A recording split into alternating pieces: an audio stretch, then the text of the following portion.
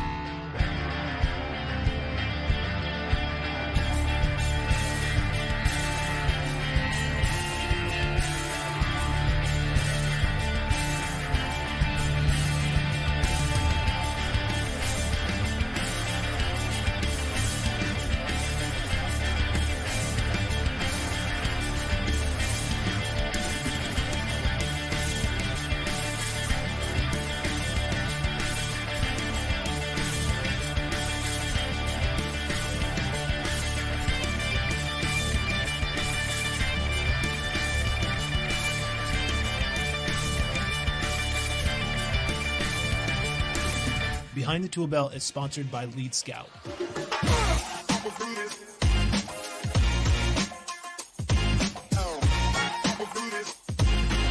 Find out more at leadscoutapp.com.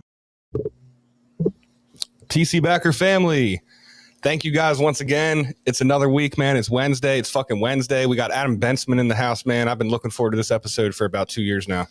No doubt. No doubt. Seriously, man. Yeah. That was short, sweet, and to the point, yeah, man. For real, right. For real. No, but that's good stuff. No, I love that. Adam definitely has been an inspiration and an influencer in our space for a while. And I heard recently that Owens Corning picked you up to be like one of their sales training affiliate or something like that. Yeah, thank you. Into that. Yeah, thank you. First, thanks for having me, guys. I'm super excited to be here. I absolutely love doing these lives. I've been looking forward to this and watching past episodes. And yes, I'm honored. Now with Owens Corning as an official sales training partner. So I'll be traveling around with the team. Actually, we're just going getting the rest of the year mapped out with them. And I'm just super excited. I've been working with them kind of behind the scenes for the last year and a half or so. And that came to fruition where it is today. So nice. I'm over the moon, guys. I'm bottling my excitement. I'm really over the moon. It's been a dream come true. Yeah, no, that's awesome, man. To have such a big industry leader pick you up for something like that, you know, especially for a training gig. I mean, that's serious. That's not just like, you know, you're a certified contractor. You're, you know, the titles that come with using the shingle manufacturer of your choice. You know, that's really, really big, man. So kudos to you. And that just shows the type of person that you are in the industry and the consistency that you've had, man. Yeah. Well, thank you. If you would have told me 2 years ago that I'd be here, I wouldn't believe you. I'll tell you that.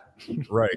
Yeah. Right. Yeah. And then I understand that, like, how much can happen in just 24 months if you put the work in. And I know you've put the work in. I mean, I've watched numerous YouTube videos of you and the energy that you consistently have. And that's one thing I think that attracts me to you most is that consistent energy that you have. And you can tell you're enjoying yourself while you're doing it, and that you got that natural knack to be a teacher. Not everybody can be a teacher, have the patience or the energy or the tenacity to be able to do that. But you can really tell that you're authentic and that you enjoy, you know, teaching other people your craft. Yeah, for sure. You're gonna make me blush, man. That was the kindest thing I've ever had someone say. I mean that. I really do appreciate it. I love what I do, and I think what helps is that I love who I help. And I used to think that was cheesy. You know, people say fall in love with your customers. Like, dude, that's fluffy, airy stuff. Like I know you told me to avoid politics, but I'm gonna say it. That's like fluffy stuff for snowflakes. You know, love your customer. And then I started to be like, no, really, like when you fall in love with who you serve, and I look at, like, every time I do a video or training, I think of the person that is on the other side. that I may not see, but that I believe in, even though someone else might not believe in, or they may not believe in themselves yet. And giving people what I wish I had when I got started, because I hate seeing so many people quit too soon, quit this business, burn out. Biggest thing is people quitting too soon, getting sold into it and just calling it quits. So the most exciting thing I get are stories and hearing people's stories and using this stuff. And it's really, I got to pinch myself. I'm doing what I love and serving amazing people and helping people change their lives. So what more could you ask for? You know what I mean? Right. Seriously, Yeah, you'll never work man. a day in your life. Chris says that all the time. If you enjoy what you do, you'll never work a day in your life. So for our viewers and listeners right now, what is it exactly that you do? What is your business and occupation? Fill us in on that. Yeah. Wow. Where do I start? So my name's Adam Bensman, as the name thing says. Oh, I guess it's mirrored, whichever way it is. Anyway, my name's Adam Bensman, the Roof Strategist, and I help roofing salespeople smash their income goal. That is my mission. And the other part of that mission is to not only help sales reps smash their income goal, but doing so such that they give their customers an amazing experience. And I think that missing link, I added that to my mission statement this year because I didn't want to be overly focused on the money. I know for me, it was like, come into the business, you got to make money. It's what lures us in.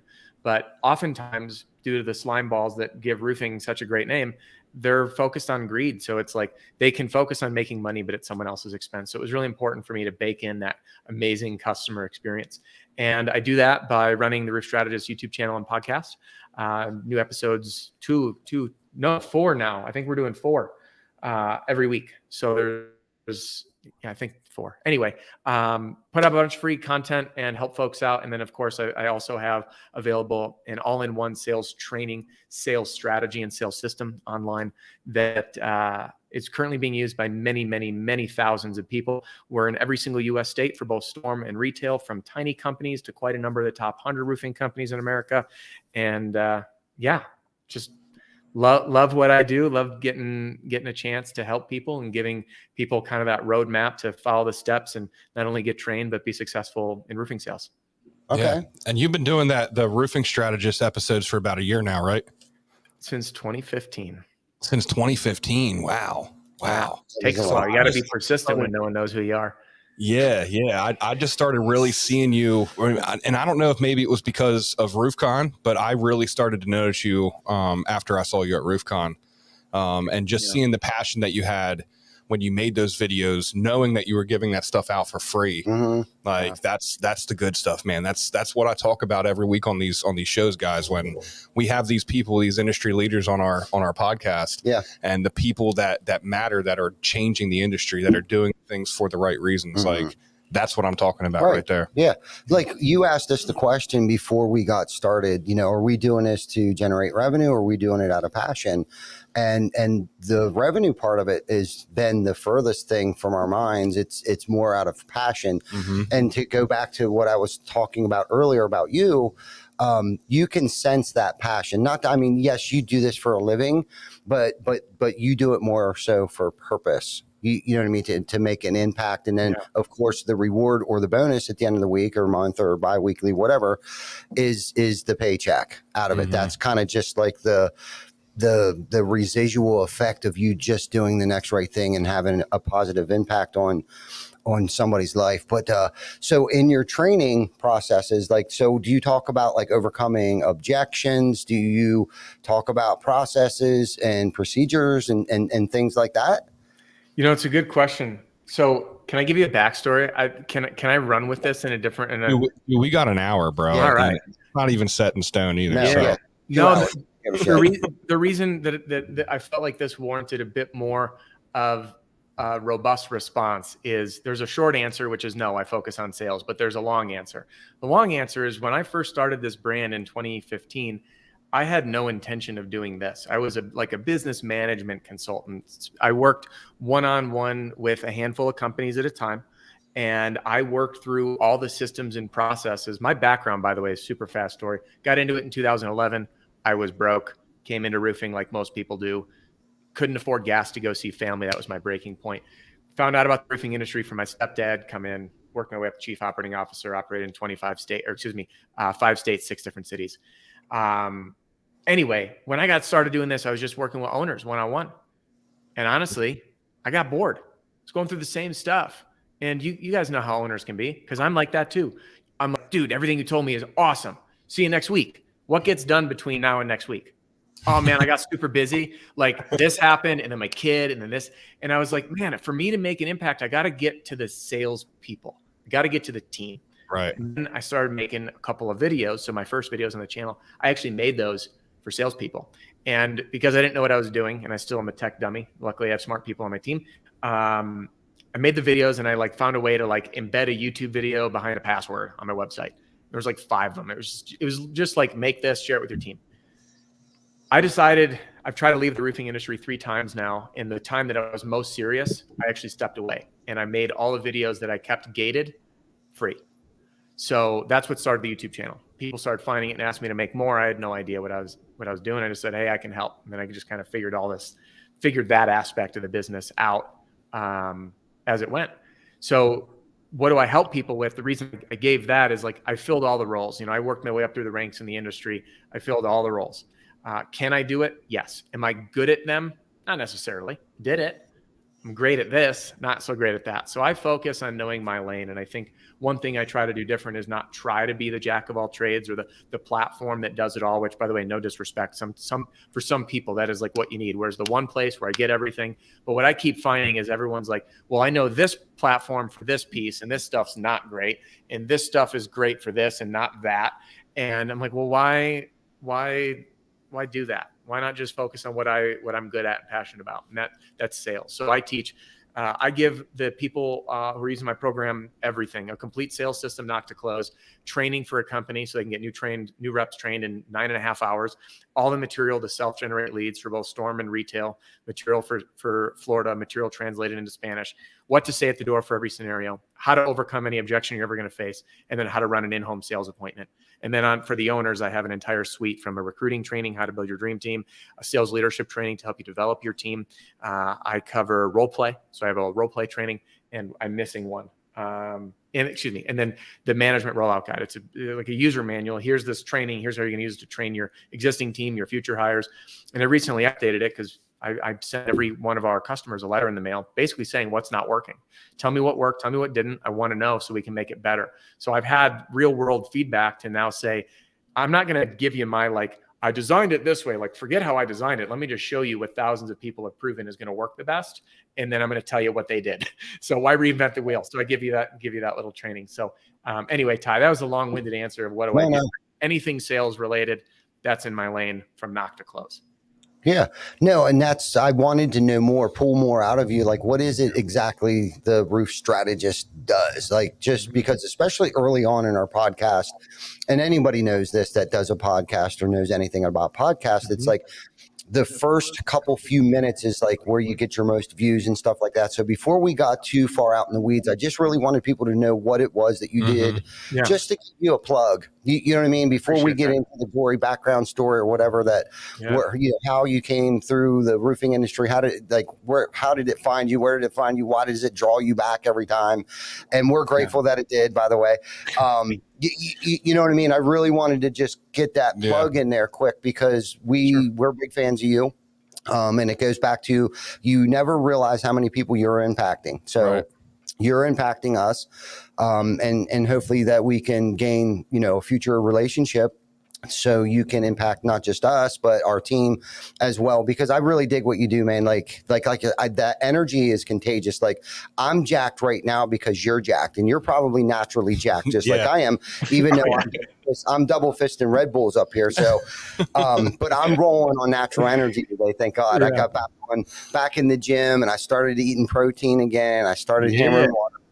And right away, like within 3-4 days, instantaneously, I start to feel better mentally, physically, spiritually, all that good shit. So anyhow, what a perfect time for that to finally catch up, because I can keep up with Adam Bensman. So and like Ty said, for all the podcast people that are watching the podcast, that, I mean, everyone knows it's very hard to get people to watch completely through. My first 15-minute warriors here, Adam Bensman. If you have any kind of questions for him, make sure you guys hit him up, man. He's one of the most intelligent people in our industry. And honestly, from what I see from afar, If the industry would get together and give an award to somebody like the Humanity Award, it would probably go to Adam Bensman. He's just a good individual. So make sure you guys hit him up if you have any kind of needs for any of your sales teams or anything like that. Absolutely. Yeah. Thanks, man. Yeah, for sure. So let's before we get out there, man. So I'm being very selfish right now because we have a sales team in the retail world. And so I wrote some questions like talk to us about door knocking and is it about like the one door knock close, or is it cold knocking and direct mail and like I have all kinds of questions. I really don't know where to start.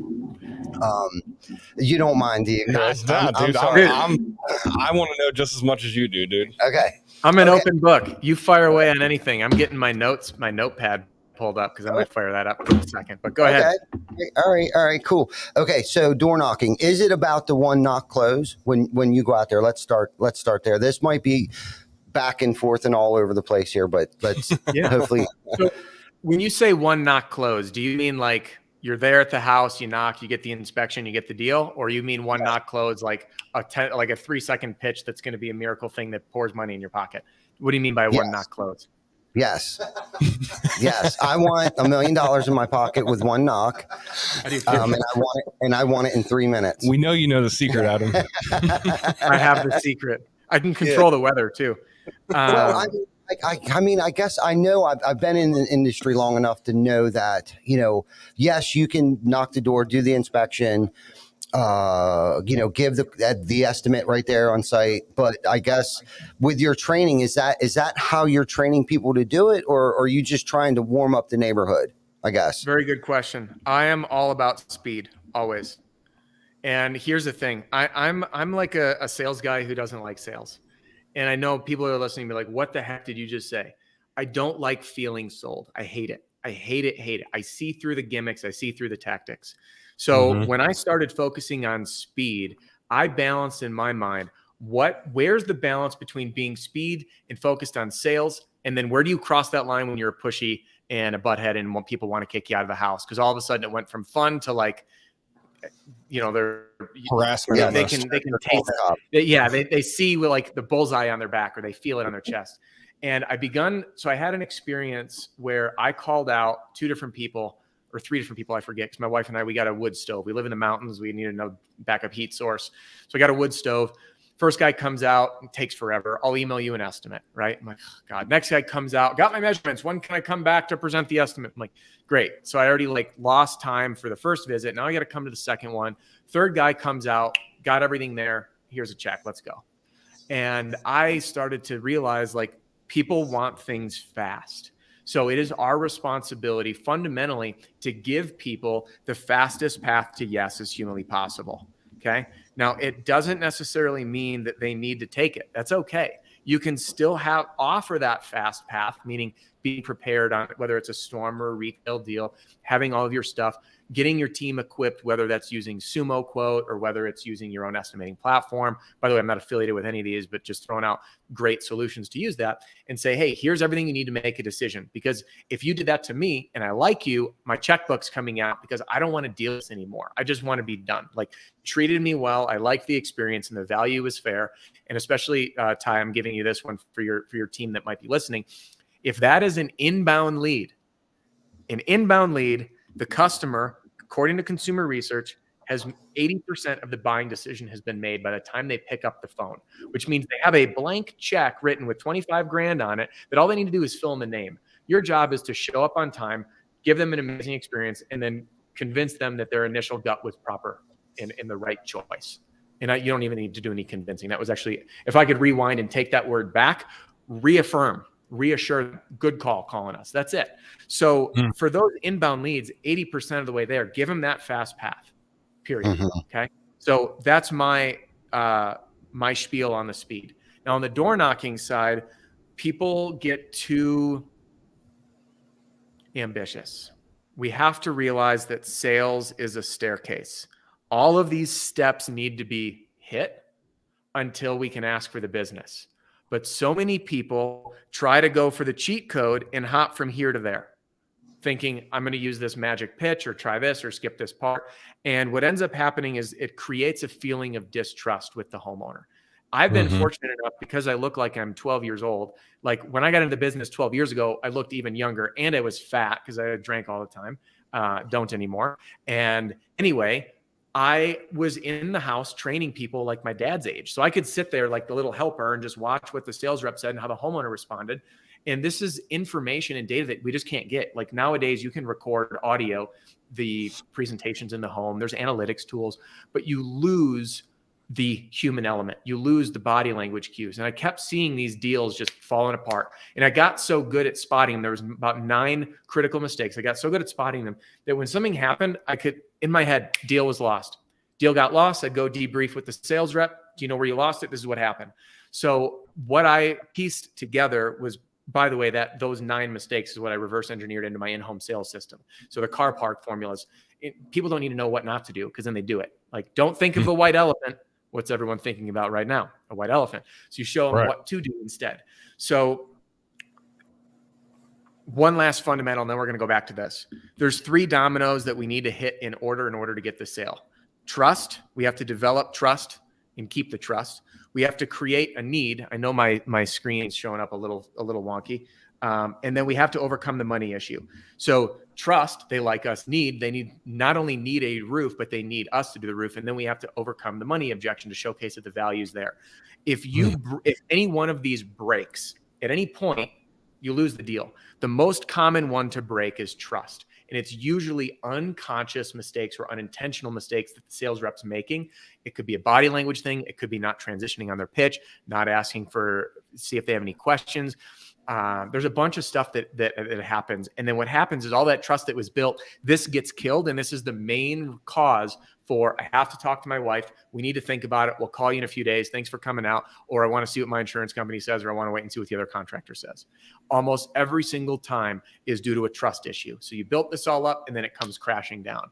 So now that we have that foundation, we talk about like the magic pitch, the one-liner, we need to remember that like when we show up, what's the first thing we need? We need to answer the door. Then what do we need? We need for them to hear us. Then we need them to start talking, to get in conversation.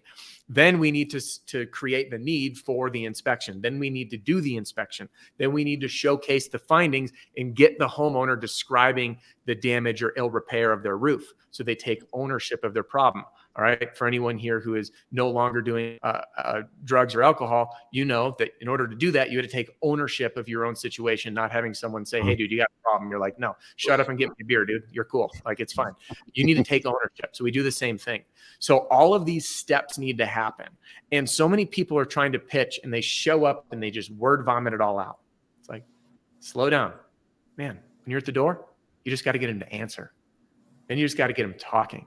Then you got to create the need. So same thing with all of those sales steps. We just need to go in order and exercise that restraint to give people enough to chew on in the right order in order to get to the ask. And we follow it this way. The analogy that I use when I'm teaching is that this sales style, you know the age-old saying, you can lead a horse to water, but you can't make it drink. Right? So some of the more aggressive sales philosophies, and by the way, I'm not saying they don't work. I just want to get that disclaimer aside. Many of these do work. They're not how I wish to be sold, how I want people to be treated, and not how I would want to be treated. Those sales philosophies are kind of like, here's the horse, and I'm going to grab this bucket of water and launch it in the horse's face, and I'm going to hope some of its mouth is open and some droplets get in. Versus the way that we take this when we can exercise some patience and we understand how we can make that horse get really thirsty. This is like leading the horse to water, but getting the horse really thirsty. So when you present the horse with water, it can't help but lap it up on its own. All right. So one is just that guiding and facilitation process, and the other is a bit more forceful. And when you understand how humans make decisions and how they process information, delivering the right information at the right order, and doing so in a way that builds trust, this is like the deals become lay down. And this is when you get people that will literally say, stop, I'm ready to move forward. What's next? I don't need to hear anymore. Or they'll stop you and say, I don't need to be sold. I'm ready to go. And those are my favorite. They're like, you're just like, okay, done. Well, all we need is your color and an autograph. Right on. Was that too out there, Ty? I took your one question and and I'm glad that you got so thorough and detailed with it, because I would have probably asked you so many more questions, but I think you answered all of those questions. Yeah. I do have a question for him though. During that process, when you're first, developing that relationship with the homeowner, and I'm specifically asking you this question because of something that I saw on the internet today. Sure. If a homeowner asks you if you would like a drink of water, what's your response? Yes, always. Yes. Always. And why would you say no? Right. And I'm only asking you this because I watched your video a little bit ago on this exact topic, man. Will you explain why? Would you explain to the viewers that may not follow you why that answer is yes? So I absolutely will. And there's a lot of different reasons. When we start looking, Robert Cialdini, he wrote the book Influence. There's 6 principles of influence. One of those is reciprocity. All right. Reciprocity means I do something for you, you do something for me. Okay. Mm-hmm. So they've done something for me. I'm going to do something for them. We start being buddies. We connect emotionally. Then there's another principle called consistency. I'm going to cooperate with you. You're going to cooperate with me. Okay. Well, and I'll give you an example on the consistency piece. This is often used in negotiations I really like studying the FBI because they have like endless money to study these things. Consistency means that people that behave in one way are going to be consistent behaving that way in the future. This isn't rocket science. It's like, friend, where you ever have that happen where you're going to like go out, you're going to do a group event, and you're like, James is going to do this again. It's like you already know how it's going to go, and then you're right. So people are consistent. So if I accept gifts from them, they're going to consistently treat me very well and like a friend. Okay. Mm-hmm. Now, getting into the more subtle reasons is to create friendship. So if I go into your house and you guys had me over, what's one of the first things you're going to do? I'm going to offer you a drink. Mm-hmm. Offer me a drink. What if I said, hey, Chris, Ty, thanks guys, I'm good. Does that make you feel good? Or does that make you feel like, who the hell says no to it? You're at my house, dude. Take a glass of water. Yeah. Right. Yeah. So what I want to do is I want that person to feel like I'm friends or family. Mm-hmm. When you say no out of politeness, you've rejected their engagement effort to keep them at arm's length, which says I don't like you. And all this happens unconsciously. So I want them to treat me like family, and they'll say, what do you want? And if they say, hey, how about, do you want any coffee? And I say, sure. And they say, I'll make a pot. I'm going to say, great. Thank you. I don't care. You offered. It makes people feel good to say yes. That's the other big thing. It makes people feel good. Right. And if you don't say yes, it's almost like you're insulting them by sure. Great. Yeah. I would love a glass of water. And that's like almost them inviting you into the home.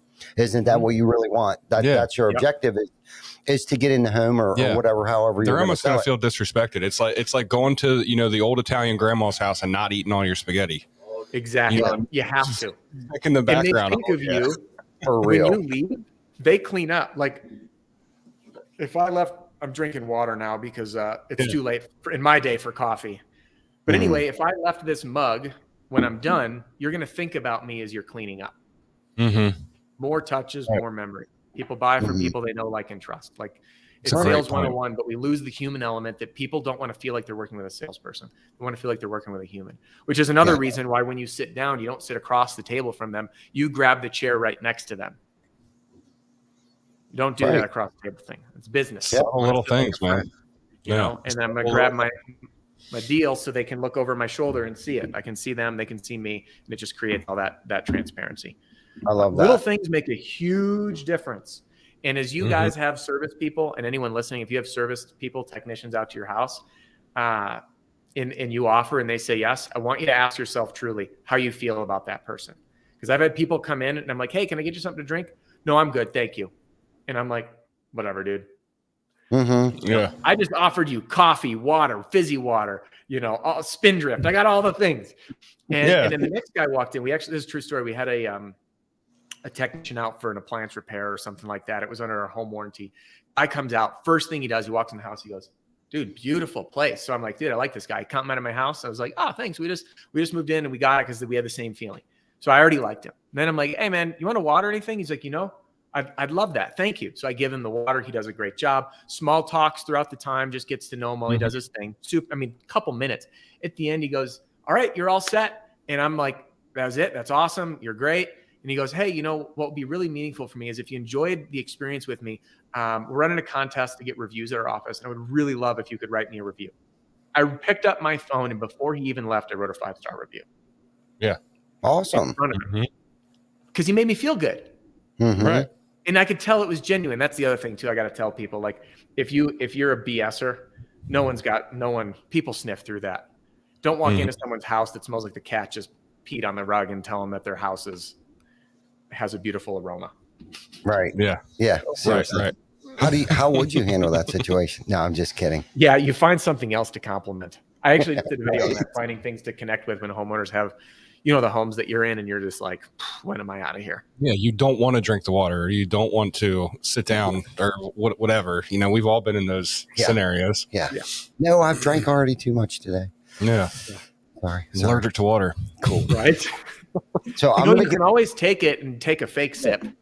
Yes. Yeah. There you go. It doesn't matter how much you drink. Right. Right. Well, I was thinking that. It's funny that you said that. It's like, okay, when I was thinking that. So when they're picking up that glass or cup, and when they're thinking about you, it's another touch point, right? Yeah. Do they think any differently if it's still full, like you didn't drink it, or if it's empty? I don't think anyone's going to think anything of it. I really don't. I'd be surprised if you accepted the gift of a sandwich and took a bite. That's a little rude. Right. Okay. Right. The chances of this happening are slim to none. I've had customers send me home with like canned goods. So I did a lot of roofing in the Midwest. People have gardens. They do canning, even though it's in jars. So for all my friends that aren't from the Midwest, like dilly beans and pickles and pickled onions, hot peppers, that kind of stuff. Yeah. And I love that stuff. She's like, hey, do you want one? And I'm like, you just gave me, like, if I bought that at a store, that'd be like $300, you know, because the stuff's like $8 a jar. And of course I accepted it, and it was super meaningful. And I used it all. Same thing with beverage. Like, no one's going to care if I open a can of something and the guy doesn't drink the whole thing, like whatever. Right. But I only had one guy. As a company in Denver I was training, and I was like, we were going through this, like accepting the kind gestures. And he goes, Adam, I had this 80-year-old woman pick out avocado from her salad and try to feed it to me with her hand. Should I have accepted that? And I was like, dude, I think you just got the first time that I'm going to say, you know what? In that situation, I think you're okay to pass up on the eating out of your customer's hands. I'm allergic to avocado. I'm sorry. That's a good one. Yeah. All right. Yeah. Because who would know the difference? Yeah. Yeah, man. For real. Okay. So what do you think about direct mail? I think it is one of the most golden opportunities that exists in the least crowded place you can compete, which is why I'm trying to do the math right now. 40 some odd direct mail letters that I've written or included in my marketing battle pack. In fact, I just got off the phone with the company I work with. I got to share this fun story, but they're a bigger OC company, and they went from 1.2 million a month to 2.5 million a month shortly after getting my system. It was over 3 months. The owner is phenomenal. His name's John, and they've been gung ho. Like, they didn't believe in the letter thing. They had one of their sales reps. They're in Missouri in February, so middle of winter, usually dead. One sales rep on their team, just one, self-generated and closed over $300,000 in business off one of my letters just using direct mail. And I'm doing some testing on a new letter I'm writing, and he's sending me the stats tomorrow. But last week they had 3 leads that came in, 100% close rate. That was in one neighborhood just last week off these letters, and they're doing the fulfillment in-house. And the disclaimer I'm going to put on direct mail is, if you're thinking, I don't have any samples on my desk right now, like a postcard, those are a good touch. The leads off those are going to be different. So I write long form direct sales letters as a copywriter. I think I have a sample of one on here. Anyway, plain paper. I know it's kind of all washed out. Can't really get it in there. But anyway, this is it. No logo, nothing. You get a homeowner to read this whole thing, they feel like they know you already. One of the most common pieces of feedback that I've heard that customers give is, I normally don't respond to this stuff, but that letter was really well done, and they end up selling deals off of it. Mm-hmm. And what I do is put them in your standard, I think there's a number 11 envelope, hand addressed, crooked stamp, super personal. So this kind of direct mail is more labor intensive, but it's also what makes it effective is because it feels personal and it plays into all of the things that we think as humans, which is who sent me this letter? Because who here gets letters in the mail that's handwritten anymore? No one, Right. because everyone texts or emails, which is a very crowded or something. Right. It's a crowded place to do business. Right. So anyway, they open it, which is the first thing. So it skips the trash. And the leads that come in when people read a full letter are you have more time to build to make a promise with a strong claim, some evidence, and a strong call to action versus a postcard, free inspections, free estimates. We're great at roofing. Here's a discount deal, limited time only offer. Call now. Here's your urgency. That's an ad. By the way, those work too, but it's different. So when we look at direct mail, there's targeted direct mail where I know this is a qualified or potentially qualified customer versus the mass direct mail, which is like, here's 20 grand. By the way, I have to tell one funny story. We dropped like 20 grand one of my last years in the business on a round of direct mail letters, and afterwards found out that the phone number got printed wrong. Oh, no. Yeah. Luckily our website worked, but it still was a lot that didn't pan out. So yeah, direct mail is a whole different animal on the strategy, the frequency. You've got your direct mail to open up new neighborhoods. You've got your direct mail to work pre-build. You got your direct mail for post-build. So the ideal system is a multiple touches on the front end, 2 or 3 letters, layering in your in-person visits, and or if you have the ability of a call center, you want all these to work together. And I think when people often, some of the biggest mistakes with direct mails, people are looking for the golden ticket. Everyone's looking for the easy cheat code, the power button, press this, make money. By the way, I'm looking for it too, right? But if it was there, everyone would be using it. That's my point. Yeah, right. So we want to realize that direct mail is a great component of your offline strategy paired with knuckles on doors, paired with letters left at the door from canvassers, paired with your digital marketing efforts, all paired with your yard signs and visibility in the neighborhood, consistency in the neighborhood. So all of these touches add up a lot, but direct mail, I'll tell you this, I am making some moves in the direct mail space, which I'm announcing publicly because we're on a live. I haven't even shared this, but part of this testing is to be able to do this for people, because the fulfillment, I'm doing something new that no one's done. I'm not having anyone pay us. We're rolling out a model that if you make sales off leads, this is a fixed amount. That's it. You're not funding this. There's no mystery. Most people don't know what to write, how to structure it, what envelope, where to hit. So we're going to be able to, and this is new. It's not available yet. If anyone's interested, do reach out, adam@roofstrategist.com. But looking at playing in that world, and I know you had no idea I was doing this. Sounds like it was a planted question, but it wasn't. I love direct mail because it is so intimate. Yeah. Your inbox is crowded. Your text messages are crowded.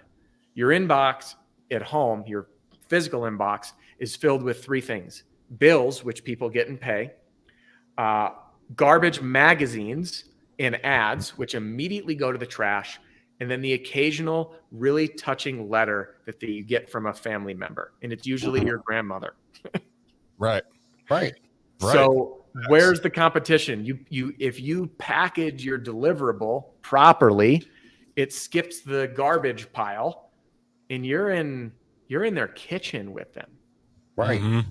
It's beautiful.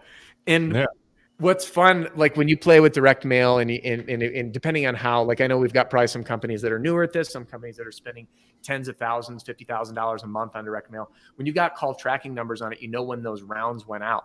You'll get calls off this stuff 3 months later. People will read it and then they'll set it in their to-do pile. I've been meaning to call you. Hey, I got this. Or then you're in the neighborhood, which by the way, I've had happen, where you'll get a call off a direct mail letter, knock the neighbor's door, and I teach the opener on that side step, right? Keep them talking. Hey, my name's Adam. Listen, the reason I'm stopping by today, John over there just chose us to do his roof because, and I'm going to mention some of the specifics of why we're getting his roof done. And while I was in the neighborhood, I just wanted to stop by and ask what questions you had for me about that letter I sent you. And they're like, wait, the letter you sent you? So now I'm there about the letter and not the roof, right? It's like it's a relevant visit. And if you didn't get that deal signed, same thing. You show up. Hey, my name's Adam. Listen, the reason I'm here today, I've been talking to some of the folks at Lexington Lane. And while I was cruising by, I sent you a letter last week and I wanted to pop by. Just ask what questions you had for me about that letter I sent you. So you got your open-ended question. There's a variety of different ways you can use that opener, but it's amazing how many people will end up saying, hey, I got your letter. Thank you. I've been meaning to call. Or I got your letter. And they're like surprised that you showed up, and then they're going to let you on the roof. But now they know you already. It's like, hey, my name's Adam. And you could even, if you wanted to lead into it stronger, and I'm teaching a variety of different ways, skip all the reasons. Hey, my name's Adam. Listen, I know you don't know me. I stopped by last Tuesday. You weren't home. So I sent you a letter in the mail. And I just actually am leaving John's house next door. While I was here, just wanted to stop by and ask what questions you had for me about the letter I sent you. Super casual. What am I here for? Don't know. Letter I sent you. They're going to either approach you on the letter or they're going to give you a little, what letter are you talking about? And you're like, great. Well, I'm glad I stopped by, because what's the first thing we try to do? Get them to open the door, get them to hear me, get them to talk. Mission accomplished. I don't care about the letter. That's the other fun thing. It's like half for the salesperson's confidence to be able to just say that. So my energy turned up, man. When you say direct mail, I'm like, I love direct mail. Good. Well, and I selfishly, again, I wanted to pick your brain about that because we do a good bit of direct mail. Our salespeople initiate the campaign. We use a company called Lead Scout, so I'm going to plug them real quick. And we do what's called Notes to Neighbors. And so what we'll do is a drip campaign. So what I've noticed in the past with our salespeople is that we've created lead babies on inbound calls, right? So what we have been trying to do is when that one inbound call comes in, and excuse me, if the neighborhood is a 25-year-old, neighborhood with 15-year, old school Tamco 3-tab shingles on it, of course, that's going to be a good one. So that's why the salespeople are in control of initiating that campaign, because they'll say, oh yeah, this is a good one. So what we do is we'll send out 3 postcards and 1 handwritten note. Okay, to try to like warm that neighborhood up is what I call it. And instead of cold knocking, it's like they're warm knocking. So in hopes that we create Lead Scout babies. Yeah. Is kind of been like our motto here, along with the yard signs. And then we started to dabble with like geo targeting, like those neighborhoods, those particular neighborhoods with like Facebook ads. And then we were thinking about even going one step further about, in those ads will be like, so I'm going to use Bucky as an example, because where this has worked for us as we've been dabbling with it is so we had an inbound call come in. Bucky landed that job. So then he initiated the campaign that sent notes to neighbors out. They got 3 postcards, 1 handwritten note. So then while he was out there doing that job, okay, he started to canvass the neighborhood and landed 2 more jobs out of that job.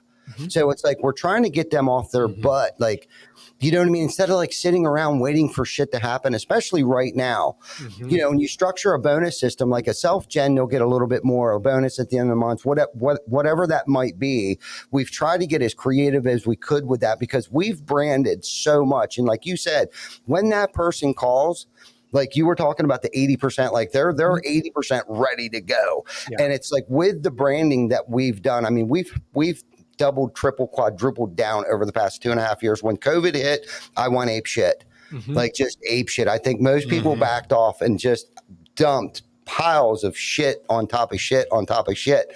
And now we can sift through it and actually find out what works. Not to get off on a different tangent here, but that seems to work for us, with that drip campaign, where 3 postcards, but you're not, I think if you're just going to sit around and wait, now we're not writing intimate, now we are doing a self-addressed envelope and all that good stuff, but we're not doing like, the handwritten note, like literally handwritten. Now we have a machine that writes letters for us, but so I don't know. I find like if you're not going out and canvassing those neighborhoods, it doesn't work as well. Agreed. And can we get into some psychology on this? Let's do it. Yeah. So one, I'm doing some testing starting in 2 weeks. Pretty robust testing on some direct mail campaigns, split testing, a handwriting machine versus a typed letter and hand signed. Now, I have learned, because I play in the marketing and sales world, that predictions mean nothing. So now that I've given you the disclaimer of my prediction being totally useless, here's my prediction. My prediction is that the printed letter will perform better. Now, why is that? One, people are starting to see through handwriting machines. And two, with a longer form letter, like a short thank you note, by the way, those handwriting machines I think are brilliant because no one will see through it. But my letters are a full page. I want to get as much as I can, because here's the other thing. Somewhat sidebar here. Marcus Sheridan, who wrote a book, They Ask You Answer, runs, I forget, something Rivers and Spas, runs a pool company. He did a bunch of market research on their customers. That's how many, and I might get the number not exactly accurate, but I'm going to get in the ballpark here. How many web pages do you think an average pool shopper viewed on their website before deciding to reach out for an appointment? How many different pages of the website would the average person view before saying, give me a quote? Yeah, man, I have no clue. 15, 10? 60. Holy crap. That doesn't 60. surprise me. Yeah. Wow.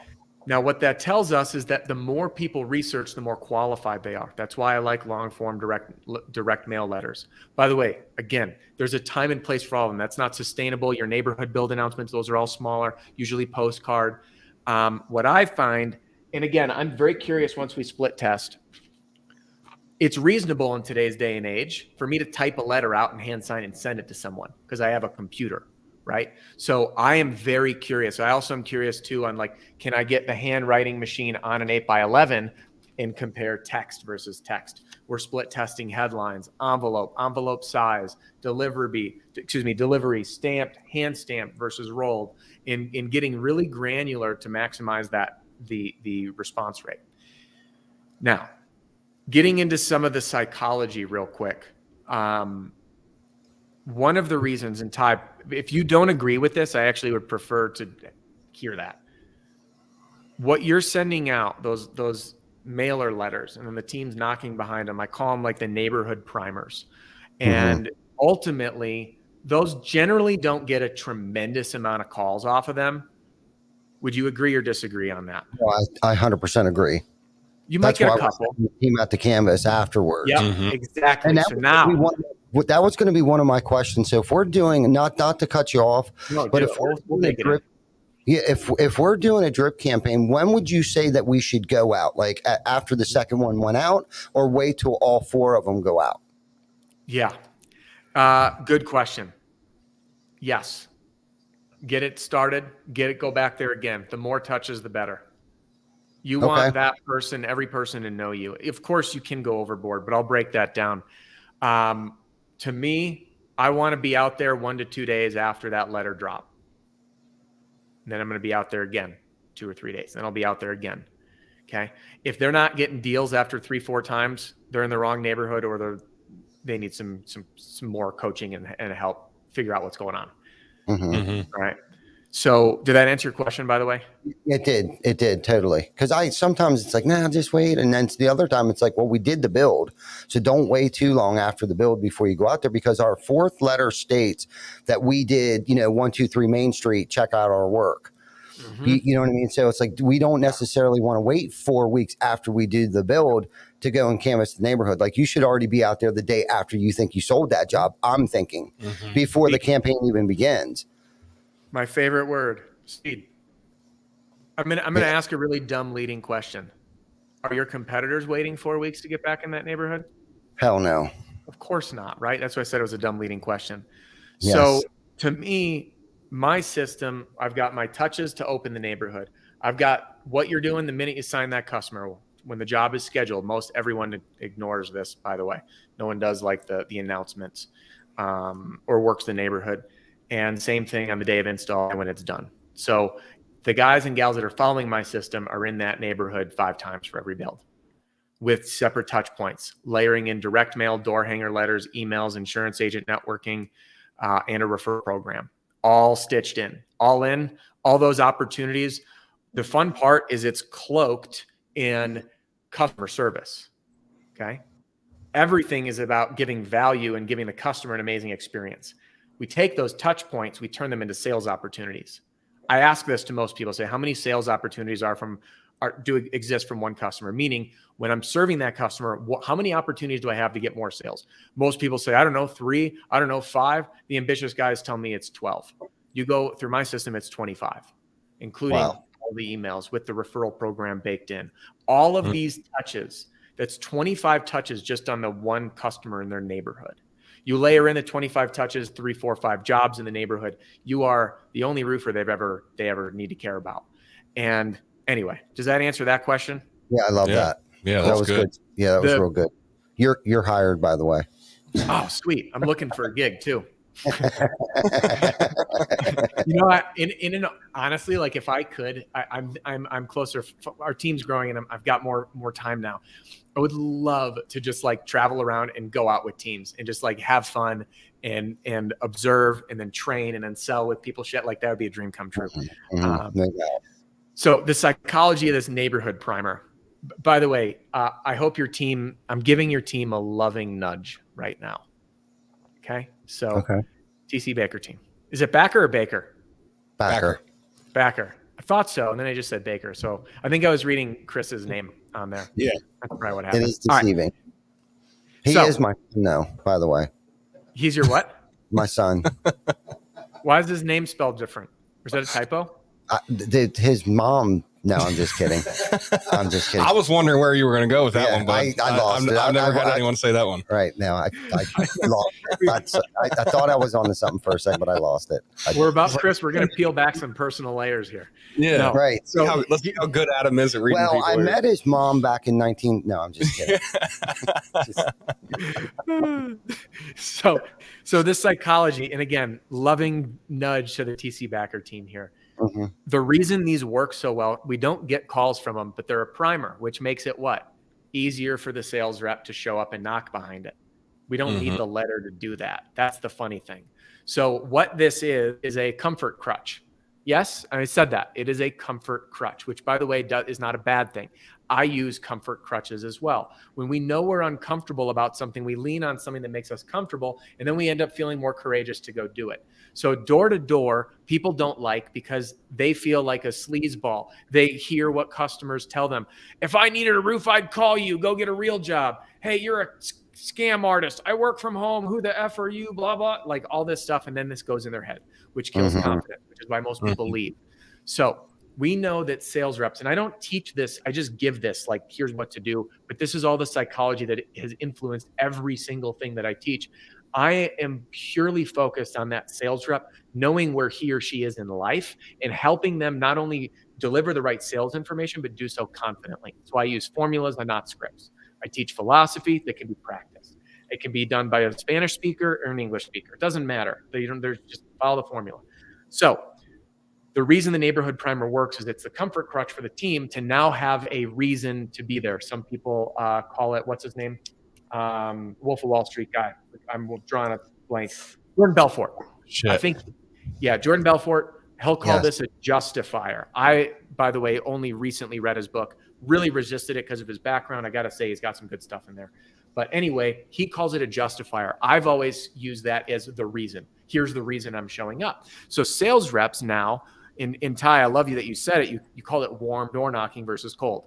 Cold is they answer the door and say, who the heck are you? I don't recognize that logo. And they ask two things. They hear the door. They're walking to the door and they're going to say, who is it? I'm not expecting anyone.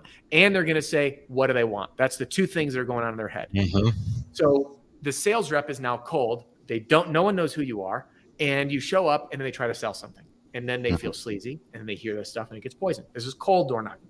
You're doing warm door knocking. So the primer is not useless, but by the way, it is a touch. They get the logo in front. They see it. There's some semblance of familiarity. But now their reason to show up is the L of the SLAP formula. Okay, that I teach at the door. S is say hi, break the ice. L, let them know why you're there.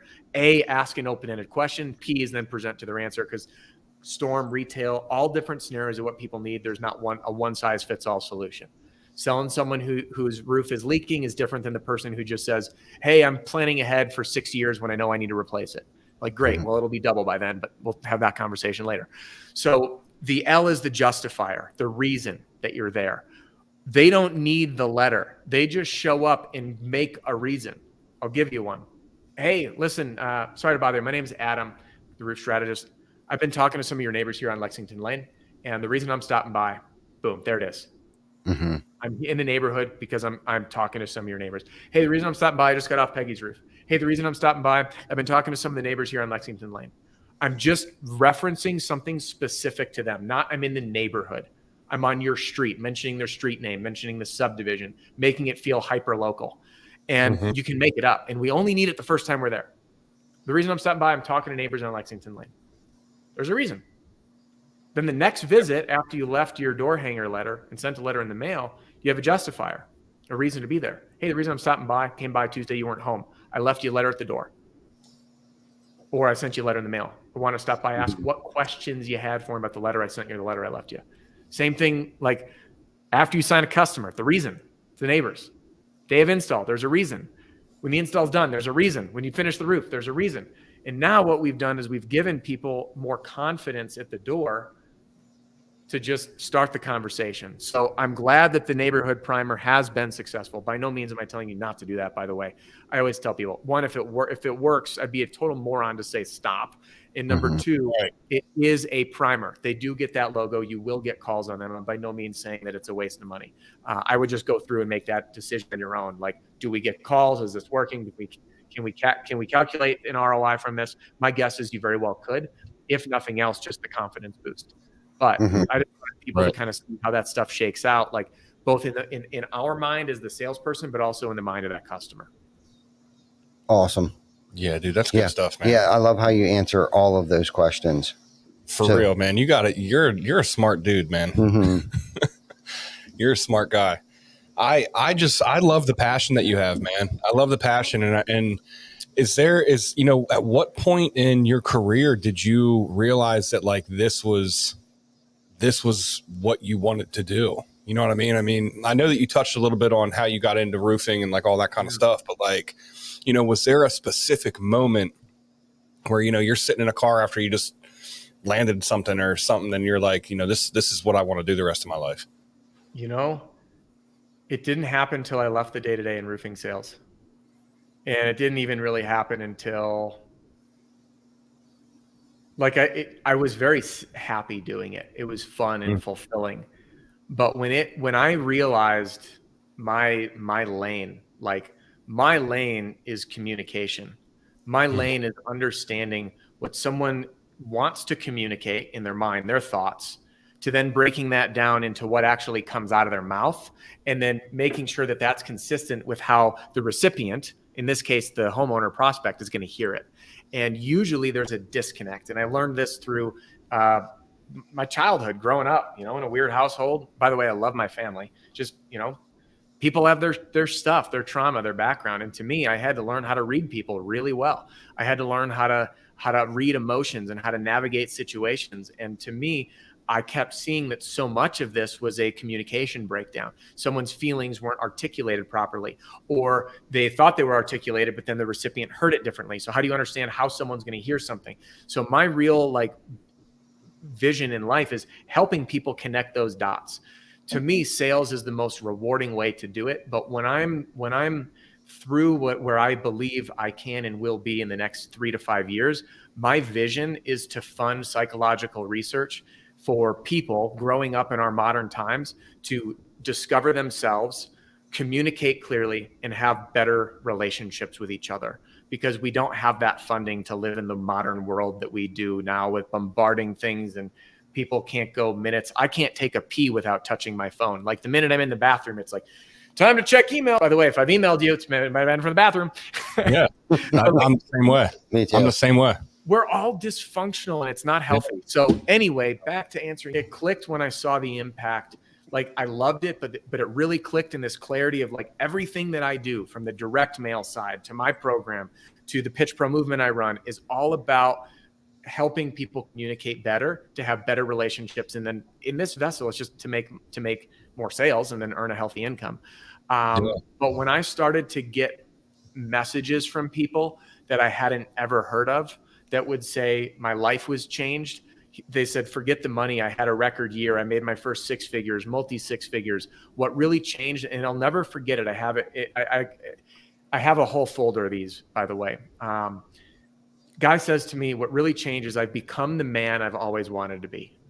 That line right there is what landed. And I was like, that's it. Like, that's the transformation. I always say roofing sales is personal development in disguise.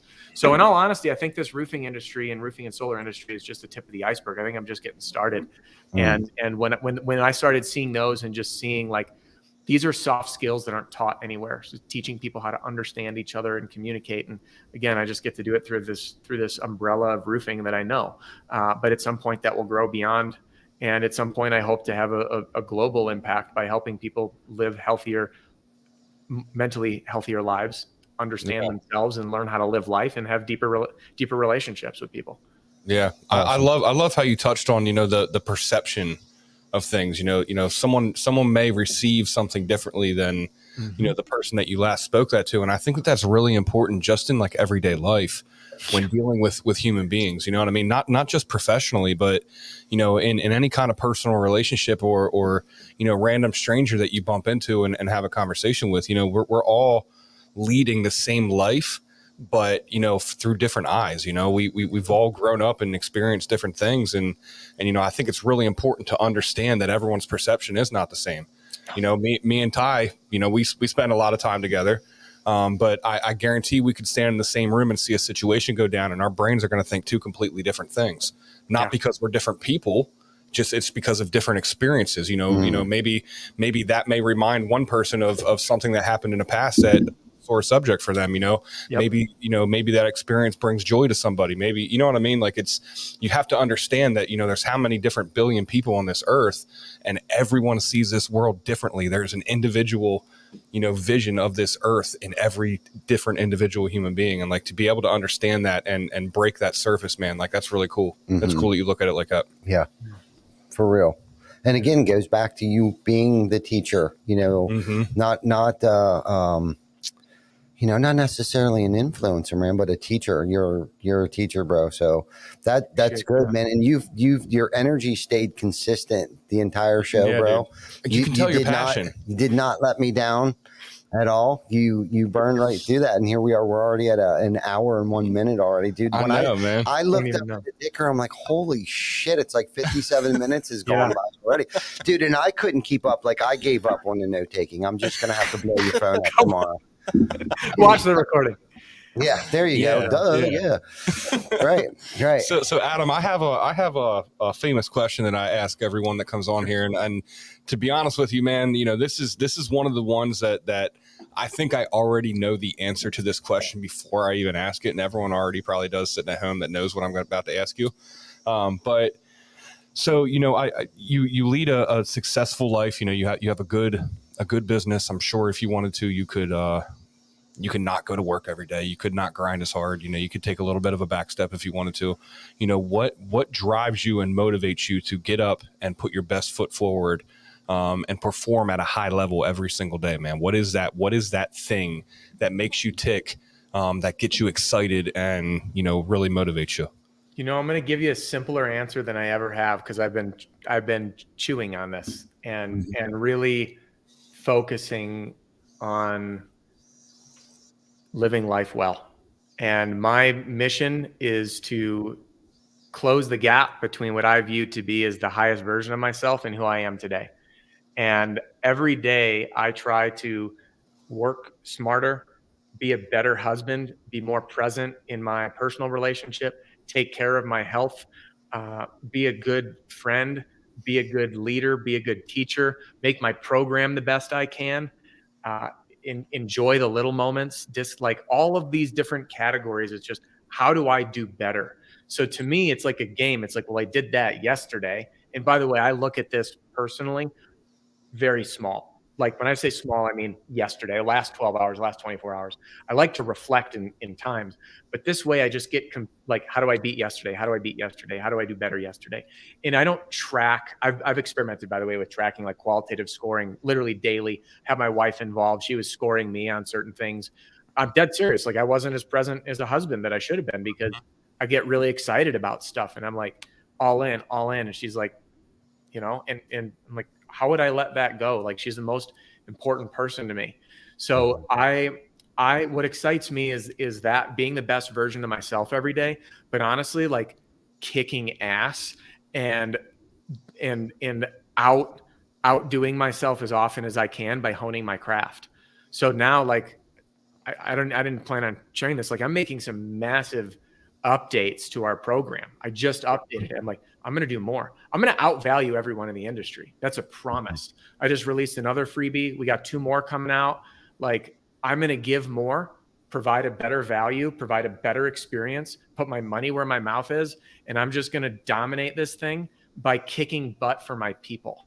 So like now I feel more pressure. Like when no one knew who I was, I could mess up in a video or say something stupid, and you're just under a different lens. Like, I just want to be the best I can and master my craft. Like, I'm looking for the next challenge. That's why this whole direct mail thing, I've got the letters written. I've got a detailed testing plan. I want to know this. I want to know that. I want anyone to ask me a question about direct mail, be like, hey, I've mailed more than you. I've driven more sales, and I know what actually works, and I've tested this. Let's go. Let's have a deeper conversation. Not to show someone up, by the way, because I enjoy that. Like, I was a crazy vegan for years. Now I'm the complete opposite. Right. I was brainwashed, by the way. I hope politics, if that's politics, by the way, if you are vegan out there, I apologize if I offended anybody. You do what makes you feel good. Right. Yeah. So my point, like, I am always open to healthy discussion and fine tuning. So my disclaimer wasn't like, I want to be the boss and say I know everything, because I don't. And when you said, Ty, that I was a teacher, I feel more like a student now than I ever have, to be honest. I don't feel like a teacher, because I'm learning more. I'm reading books I'm audio booking, reading books, listening to podcasts, testing, talking to people, asking questions, and learning. So yeah, you got me really excited on that question, man. I want to be the absolute best I can in that craft of distilling communication messages that mesh. And that's really what drives me every day, is like, how do I do that better? How do I teach that better? What can I learn? I feel like a total dummy, man. Like, I really do. I chew through. I'm like, what else can I learn? Where's the next thing? Because I've learned that the one thing, it's what we don't know that's our biggest enemy and our biggest opportunity. Right. So you see people make really stupid mistakes, and oftentimes other people witness it. But at the same time, how many times have you had the one piece of information that you've implemented? You heard the one nugget, you plugged it into your business, and it turned into a cash machine. Oh yeah. Yeah. Yeah. Nothing like those little ideas. And I've had those. I'm like, oh, I'll just plug this in and do that. That took 5 minutes. Boom. Ooh, cool. That feeds me really well every month. So all of those things that we don't know, I see as our greatest opportunity. So I'm a sponge, man. I just want to keep growing, keep learning. Did I give you too much? So now I got to ask, was that in line or offline from what I that honestly, that was not what I was expecting you to answer. It was much more, much better, and much more. I just honestly thought that you were just going to be like, well, don't you understand? Like, I just want to teach people. I want to help, improve the industry. You know what I mean? Like, I thought that you were just going to generalize that, but you went into so much more, man. That's good. That was a really good answer, Adam. Yeah. Can I give you one more piece? Because I haven't shared this, and I've wanted to share this. People have asked me why my program is so cheap. A few grand, right? $3 to $5 grand. And I know that most people selling sales training, that's usually a monthly commitment at that amount, or much larger. And I have customers that I'll sit and we'll talk about the program. They'll be like, are you missing a zero? And then the customers are using it, reach out and say, hey dude, go add a zero. And I know without a shadow of a doubt I know that I could shut my business down, choose 5 companies of the big dogs I play with, work out an equity deal to drive sales, and be done. But that doesn't excite me. What excites me is the impact. And I recently read this story. So by the way, if anyone listening like fact checks this and it's wrong, I do invite it. Drop a comment, tag me at Adam Bensman so I can see it. But my understanding is Andrew Carnegie, when he got into the steel business, steel was at $52 a ton. Through his development, he got it down to $11 a ton. Think of that. In today's age, who would find cost savings and pass those on? Right. No. You find cost savings and then you pad that with profit. So most people would say, hey, I can do this. I can produce this 10 times less, like, let's rake it in. But what he did at that time was right when Ford was booming, right when the railroad was expanding, and right when our infrastructure was requiring what? Steel. Yeah, all of it. He impacted the frickin' world by making it more available, My mission is to disrupt and completely pour gasoline on the GDP of the roofing industry at large. Because I also have trainings available for an individual sales rep. Okay. And I have them for a company. Either way, both persons are going to make it back in a sale. So it's a no-brainer to come on board. I serve many thousands of people now to be able to impact. So now I think of all of the people the thousands of people that are using this, changing their lives, making more money, providing a better life, hearing that the spouse could now be a stay-at-home mom or dad, the children, the opportunities at suppliers, the supplier sales reps. We've got the carriers, the adjusters, like all the software companies. Like, you look at this impact of what happens when more products are sold, and it's crazy how many lives get impacted through that. So I want to increase the GDP of the roofing industry at large. And the best way I can do that is help more people make more sales. And one of my competitive edges is I've learned to run my company wildly lean with a small team. And, we don't do all the bells and whistles. I don't. Like, come look at our program. But what I can do is give you a proven fast track to being wildly successful at a rate that I should charge 10 times more for. And I don't, because I can have more of an impact. And to me, that's more exciting. I used to work in a way where I was on a retainer with success fees, and I worked with 3 or 4 people. Dude, I worked like 20 hours a week. It was great. I made good money, but it wasn't like, I got really tired of just making the boss man a bunch of money, because I didn't feel like I was having enough of an impact. So anyway, that's the other reason. And I haven't shared that one. If I have, I don't remember, but I don't think I've shared that one publicly. No, that's good shit, man. It definitely sounds like you found your purpose and which direction you want to go and the impact that you want to have on people's lives, man. And that's honestly, at the end of the day, that's what it's all about, man. It's removing self from self and putting your focus on other people and trying to make an impact on them, man. So it's good stuff. And Vic said earlier, man, when you were talking, he put in a comment, remain teachable. We're always a student, even though you're a great teacher. In order to be a great teacher, you also have to be a student as well. Right. Yeah, without a doubt. When you think you know it all, you're wrong. For real. Yeah, that's the minute you stop growing right there. Yeah. Yep. For real.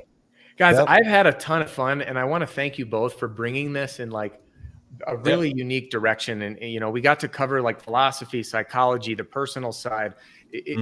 This is a blast, and I really do appreciate it. It brought. I'm all fired up now, and you're my last one today, and I'm going to leave all fired up. Good. Yeah, that's good shit, dude. Maybe hopefully you'll have some great ideas after you get off here. And continue taking on the world, brother. But we enjoy this too. And that's like Chris was saying, that's kind of been like our approach with it, because we really want to know who you are, what makes you tick. And obviously we want everyone to know what it is that you do. Sure. But on a more personal level, we really want to know what makes you tick. That's why we ask the questions that we do.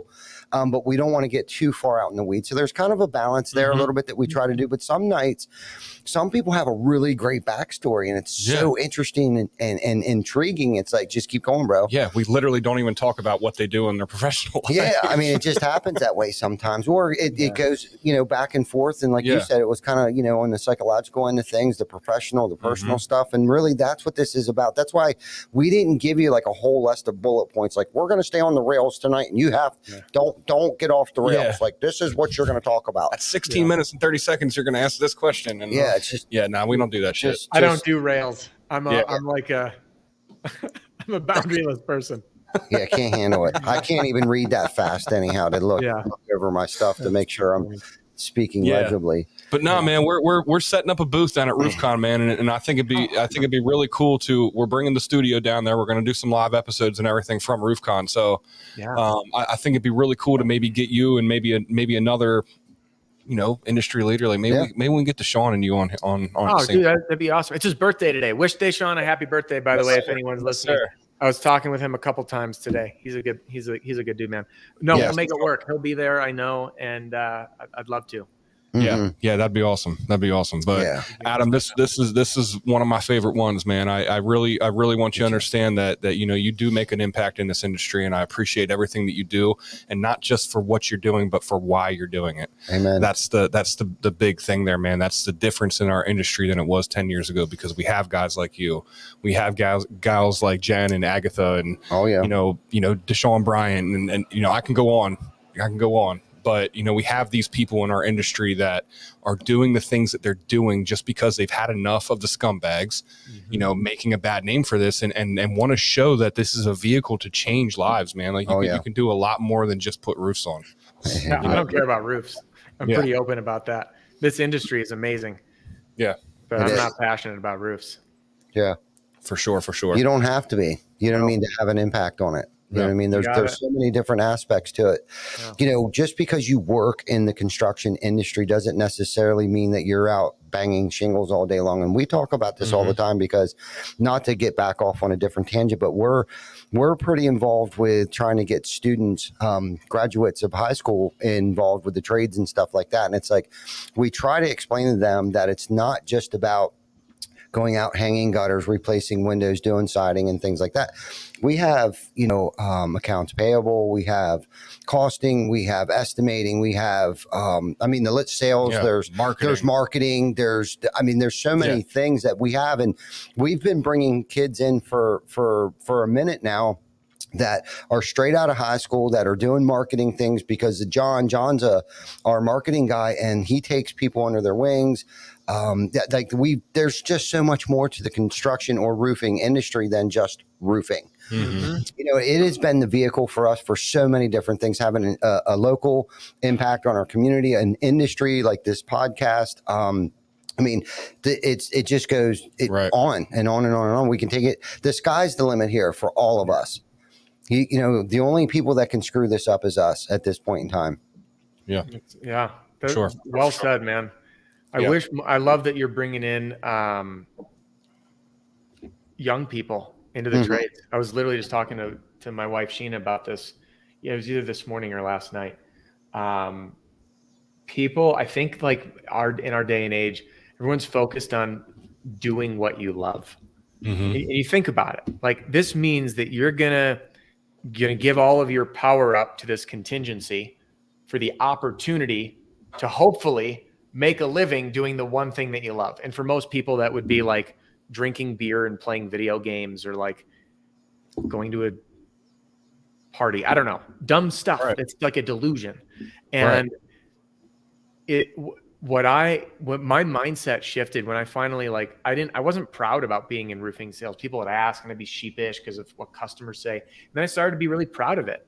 And I started to be passionate about what I was doing.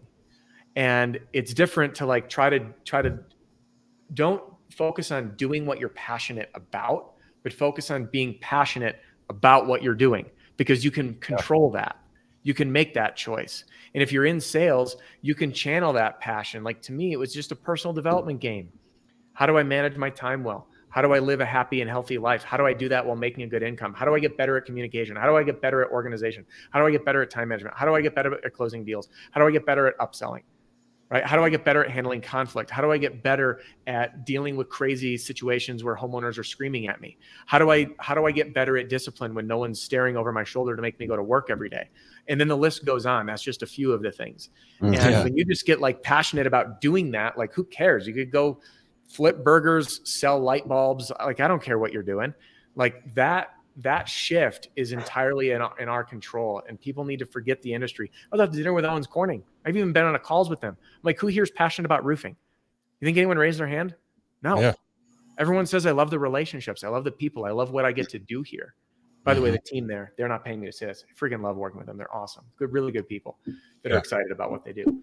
So I don't know, man. I love that you're bringing that to high schoolers and helping them figure this out. Like, hey, you're good at numbers. Guess what? Plug in. Here's how we can do it. Hey, you're good at computer stuff. You can work for a roofing company doing SEO, digital marketing, and this. Hey, you're a media guy. You can work at a roofing company, channeling your creative energy into here. Hey, you're good in sales. You can get in here. Right. You're good at this. We got to, admin work. You want to be with your hands. We got a job for you. Like, find the thing that you're good at and put it in a way that you can just get passionate about doing it. And I just wish more people would find being content with what you're doing, because who cares about roofs until it's leaking and you need one or it's blown off. Right. Good stuff, man. It's been a great episode, man. It's been a great episode. Before we hop off here, we want to give a shout out to Tim Brown over at Hook Agency. He's our newest sponsor. So now we got Lead Scout and Hook Agency. If anyone has any kind of questions about Google SEOs, Tim Brown's your man, man. He's industry specific. So if you're in the roofing industry, he only deals with contractors. Check him out. He's a great guy, man. Another guy that's plays a role in our industry that's doing good things for the right reasons. So yes, sir. His name wouldn't be up there if he wasn't. So we appreciate you guys, man. Everyone that's tuned in, if you guys have not already, please hop over to our YouTube page, subscribe to that. We need to get our subscribers up. We'd like to start going live from there and doing some fun things on that. So make sure you guys hop over there, and check out the Roof Strategist YouTube page, man. Even if you're not in roofing sales, just the psychology aspect that he puts into these things, relationship building, people building skills, people communication skills, all that kinds of stuff that, like Adam touched on, we're lacking in these days, especially with all the stupid shit that's going on in the world. I feel like the world is just trying to divide people. Yeah. We gotta add that human element into everyday life. It's not just about sales. So, if you guys have not already, go over there, check him out, give him a like, give him a subscription. And thank you guys for tuning in, man. It's been a great episode 137. Adam, thank you for your time, man.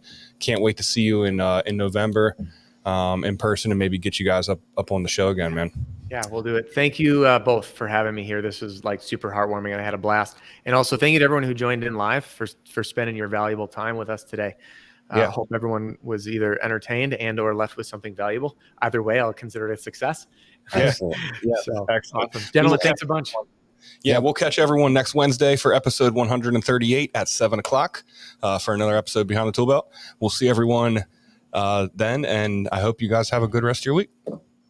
Boom.